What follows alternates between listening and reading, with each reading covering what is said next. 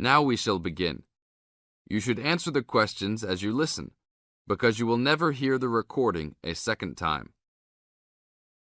Hello, how can I join the library? Well, you need to make an application. Would you like to do it now? Yes, if I can. One moment and I'll get the form. Now, I just need to ask you a few questions before you sign at the bottom. Okay. Your full name, please. Angela Mary Price. Price? Yes, that's right. Okay. And your address? Apartment 3, 86 Bridge Street, Pimlico. Bridge Street. That's just near here, isn't it? Yes, not very far. Good. So the postcode must be 2065, right? Yes, that's right. Now, your telephone number. I need both home and work if you have them. My home number is 8763-5142, and work is 8456-1307. Do you need anything else, like ID or something? Yes, your driver's license will do, if you have one. Right. It's easy to remember. I know it by heart. 4040AC. I'm afraid I'll also need to see it. Okay, here it is. Thanks. And your date of birth, please? 24 March 1981. Okay, thanks. That's the most important part completed. But if you don't mind, I'd also like to ask you a few questions for a survey we're conducting. Yes, that's okay.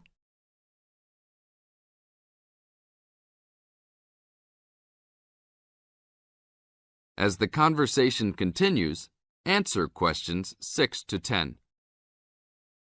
What kind of books do you like to read? Here's a list to look at. Oh, it varies from time to time, but I always like to relax and learn about other countries I might visit one day. I don't like anything too heavy or serious, unless it's about animals or the environment. I'm not really into sport very much. Anything else? Well, I do like entertaining at home. You know, dinner parties. So I suppose you'll have something for me in that line. The pictures in those books always make me hungry, although they never seem to turn out exactly as they look in the books. Fine. I think that's all I need now, except I need you to sign here on the application form. Oh, and I almost forgot.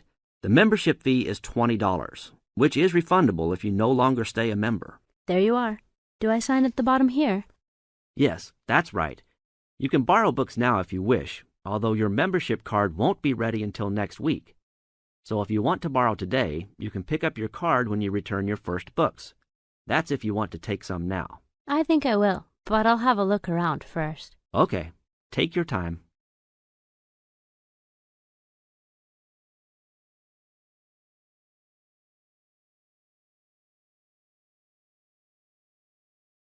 Now, listen carefully and answer questions 11 to 15. Good afternoon. I'm applying for a master's program at the University of Exeter in the UK.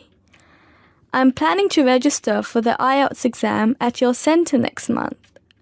I have some questions I'd like to ask you before I register, if that's okay. Certainly. Would you be taking the academic module? I think so, but I'll have to contact the university just to make sure. You'll probably need the academic because most universities don't accept the general training. And anyway, the procedures to register for the exam are the same for both the general and the academic modules. Good. My first question is whether I sit all parts of the exam on the same day. I don't live here, you see, and for me it would be more convenient to do all the papers on the same day. Unfortunately, the speaking part is scheduled for Thursdays, and reading, writing and listening tests take place on Saturdays. We can't change the days, I'm afraid. That's a pity. Well, never mind. What sort of documents do I need to bring in order to register? You'll have to fill in the IELTS application form and bring an ID, a copy of your ID, and 2 passport-size photos on a white background. Will any ID do? We only accept original passports and national IDs. That's good to know. Did you say that reading, writing and listening are scheduled for Saturday? That's right. Will I get a break in between the papers? I'm afraid there aren't any breaks between the papers. Each paper takes an hour to complete, so it's 3 hours straight through. You'll first do listening and then reading, followed by the writing test. This is a standard requirement from Cambridge.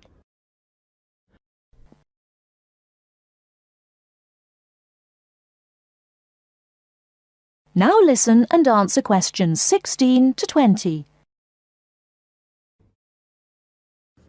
Okay, and how soon after the test can I pick up my results? It takes 13 calendar days for the results to be processed. Can you let me know how much it is and the form of payment? The examination fee is $200. You can pay by credit or debit card. We also accept checks.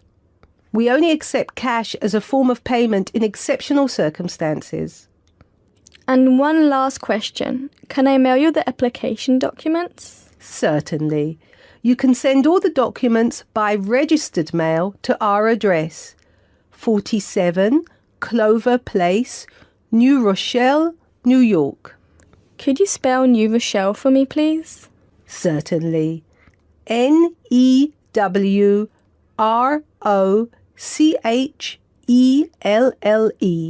Could I have the zip code as well?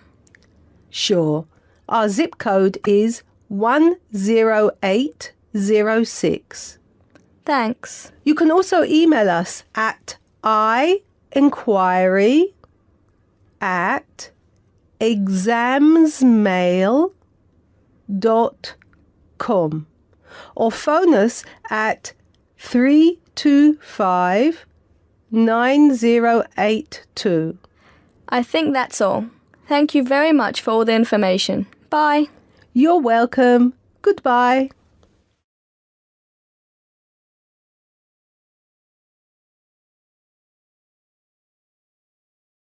Now listen carefully and answer questions 21 to 26.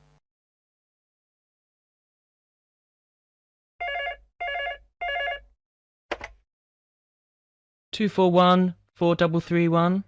Good afternoon. May I speak to Jack Robert, please? Speaking, please. Hi, Jack. This is Maria. Hello, Maria. How are you getting on there? Fine. I arrived in Nottingham yesterday. I've just settled down and I live on the campus of Nottingham University. Oh, that's good. Do you like the campus? Yes, it's beautiful. What do you think of yours? Edinburgh University? It's marvellous. It's on a hill and very close to the sea. I like it very much. It sounds beautiful. Jack, what's the weather like there? Oh, it's fine and sunny. It's said that the weather here is very nice in summer, but awful in winter. What's the weather like in Nottingham? Well, it's a bit depressing. It's been raining since yesterday. I can't go out, so I have to stay in my room. What about your room? Is it a nice one? Yes, it's small and elegant. How about yours? Mine is an ordinary one. It's a twin study room. I share it with one of my classmates. He's intelligent and very friendly. We're getting on quite well. How's your roommate? She's very nice, but a little bit quiet. She likes reading and seldom speaks. By the way, do you like the Scottish food there? Oh, I like it. It's very delicious. Oh, really? I don't like the food here. It's disgusting. It has no taste. I have to cook for myself in my room. Well, Maria, as the saying goes, when in Rome, do as the Romans do. Come on, don't be too choosy. Oh, someone's at the door. I have to answer it, Maria. I'll call you this evening. Bye. Bye. Ellen, a student union officer, is conducting a survey about the university facilities. She is asking 2 students about their opinions.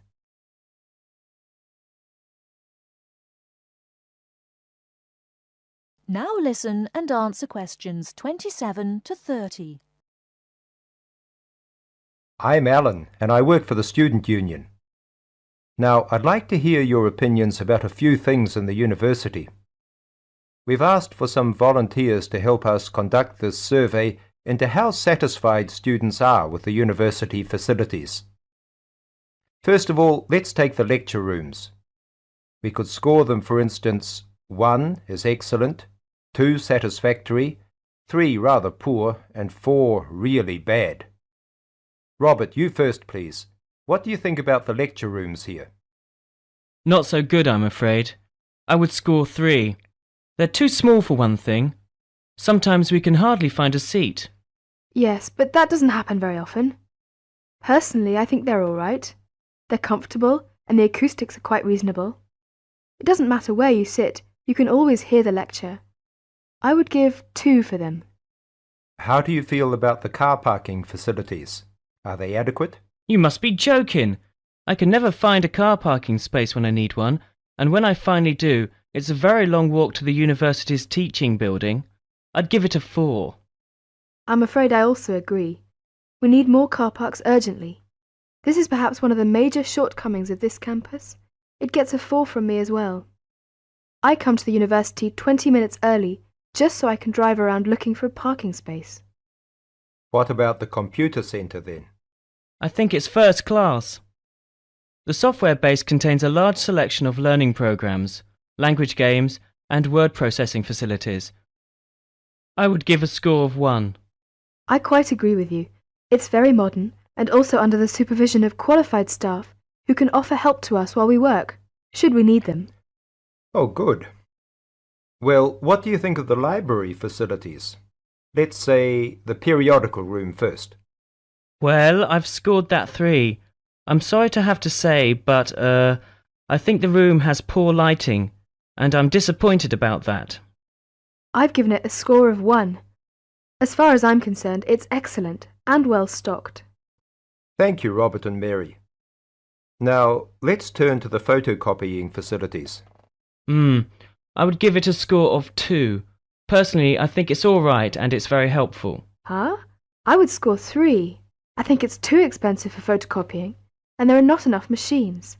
Sometimes we have to stand in a line. Okay. Now, let's talk about the...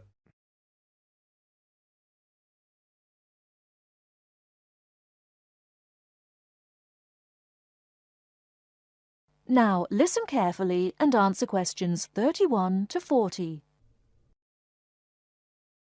OK, I'd like to keep this meeting as brief as possible, as I'm sure we all have things to do. I've asked you here just to remind you about this Friday's field trip. This is the first of many field trips you'll be going on, so there are a few rules I'd like to make clear now. Most importantly, I want you all to remember that simply because you are leaving the college does not mean that you are not studying. This is an essential part of your course and should be treated as such. There will be 2 assignments for you to complete whilst you are there, and some extension work you will be expected to do over the weekend, so I suggest you all pay attention on the day. Moving on, remember that we are going to a salt marsh and must dress appropriately. High-heeled shoes and t-shirts are not what I consider appropriate. You need good footwear, preferably boots, and you should bring a waterproof jacket as the weather is unpredictable. It would also be a good idea to bring a change of clothes.